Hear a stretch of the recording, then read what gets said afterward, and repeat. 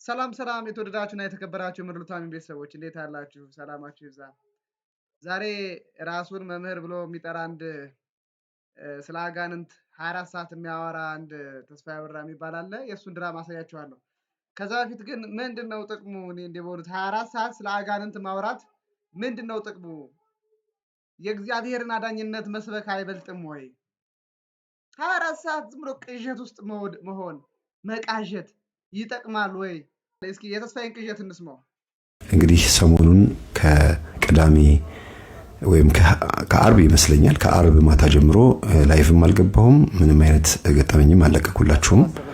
ያው እንደምታዩት ታምሜ ስለነበረ ነው። ቅዳሜ ነዳያንን ለመርዳት የላካችሁትን ገንዘብ ለማከፋፈል አገልግሎት ላይ ነበር የዋልነው እንደምታዩት። ከዛ ስንሯሯጥ ቆይተን በጣም ብዙ ቤት ስንረዳ ቆይተን ማታ ድክምክም ብሎኝ 2 ሰዓት አካባቢ ላይ ወደ ቤቴ ልገባ ስል መብራት ጠፍቶ ስለነበር ወይ በቃ ወደ ቢሮ ልሄድና ካሜራዬን ስልኮቼንም ፓወር ባንኩንም ቻርጅ ላድርግ ብዬ ወደ ቢሮዬ ከሰላምዬ ጋር ስንገባ ደብተራዎች ለካ መተው ጠብቀውን ነበረ። 4 ደብተራዎች በር ላይ ምራቃቸውን ተፍተው ሄደው እንግዲህ እንደሰማነው ከሆነ ያው ራሴን ስቼ ወድቄ። በነገራችን ላይ ገንዘብ በጣም ነው የሚሰበስብ፣ በጣም ነው የሚቀበል። ያው እንደምታዩት ከሱ ውጭ ገንዘብ የሚሰበስቡ ቡድኖች አሉ። የዋሃንን በተለይ ውጭ ሀገር ያሉ እህት ወንድሞቻችንን ምዝብር የሚያደርጉ በጣም ብዙ ጉዳዮች አሉ። በእነዚህ ከሀሳውያን አጥማቂያን ጋር በተያያዘ በጣም ብዙ ጉዳዮች አሉ። ምስክርነት የሚሰጠውን ሰው ደግሞ ላሳያችሁ። ይሄ ሰውዬ ምስክርነት ይሰጣል። እስኪ እናዳምጠው። እዛ እርዳታ እየሰጠን በነበረበት ሰዓት ላይ 4 ደብተራዎች ቢሮ ሄደው ነበረ፣ እሱን ፍለጋ ማለት ነው። ቢጠብቁት አልመጣላቸውም። ይናደዱና መጨረሻ ላይ ቢሮ ላይ ምራቃቸውን ተፍተው ነው የሄዱት። ለካ አሲረው ነው የመጡት። እሱን ቢያገኙት እንግዲህ አሁን ብዙ ሰው አእምሮ ላይ የሚመጣው ምንድነው ደብተራ ሲባል ወይ ጥምጥሞ ጋቢ ለብሶ ምናምን ነው። እንደዛ አይደለም። ኖርማሊ እንደ ማንኛውም ሰው ሽክ ብሎ ይመጣል፣ በጉያው የሚይዘውን ይዞ ማለት ነው። የዛ ዕለትም የታቀደው ያ ነበረ። ሄደው ልክ እንደ ባለ ጉዳይ ሄደው ወይ እንፈልጋለን ብለው ጨብጠው ሲጨብጡ የሆነ ነገር አስነክተውት ቢሮ የሆነ ነገር ቀብረው ለመውጣት ነበር እቅዱ። ግን እሱ እመብርሃን እያለ በፍቅር የሚገልጻት ኪዳነ ምሕረት የት ሄዳ? ስላሴዎች የት ሄደው? መድኃኒዓለም የት ሄደው?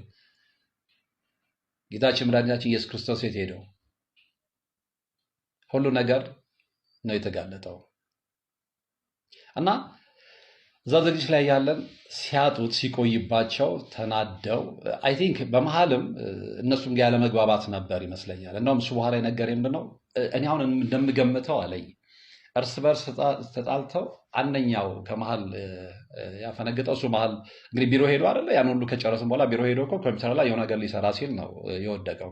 በዛ ሰዓት ላይ እንግዲህ በጥፊ መንፈሱ ወይም ደግሞ የደብተራው የተላከው መቶኛል፣ እንደዛ ነገር ነው የማስበው ነው ያለው። ነገር ግን ባለቤቴ አዲስ አጠገቤ ብትሆን ኖሮ ለሆስፒታል አልዳረግም ነበር ነው ያለው። ኦፍኮርስ እኔ ይገባኛል። ይሄ ማለት ምን ማለት መሰላችሁ? እኔ ምንድነው ከእያንዳንዱ ሀሳዊ ጀርባ ባለጸጎች ባለሀብቶች እንዳሉ ማስረጃ ነው። እኔ እነ ተስፋዬን በጣም የሚደግፋቸው ነው። ብፁዕ አቡነ ገብርኤልን በገንዘብ ፕሮቴስታንታዊ ትምህርት እንዲያስተምሩ ፑሽ ያደረገው ምንድነው ፍኖተ ጽድቅ ባለቤት ጸጋዬ ነው አይደለ? ልክ እንደዚህ ከእያንዳንዱ ሀሳዊ ጀርባ ባለሀብቶች አሉ እና እንዲህ ነው ቤተክርስቲያን የሚጫወቱባት። እንዲህ ነው በጣም በሚያስደነግጥ በሚያስፈራ ሁኔታ በቤተክርስቲያን ላይ በጣም ብዙ ሀሳውያን አሉ። አሁን እንደው እስቲ ቆይ እንደው በእውነት አሁን 4 ደብተሮች ወደ በሩ ሄዱ። እሺ ምራቃቸውን ትፋሩ። ያ ምራቅ እስከ ስንት ሰዓት ይቆያል?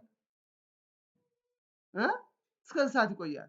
እንደው ተስፋዬ ላይ ብቻ ነው እንዴ ደብተሮቹ የሚበረቱ ጠንካራ የሚሆኑ? ተስፋዬ ላይ ብቻ ነው? አያችሁ፣ በነገራችን ደብተራ በሚል የቤተክርስቲያን አገልጋዮችን ስም በማጥፋት ቤተክርስቲያን ማዋረድ ስራቸው የሆነ እኒህ የአጋንንት ውላጆች ቤተክርስቲያን ይዘዋታል።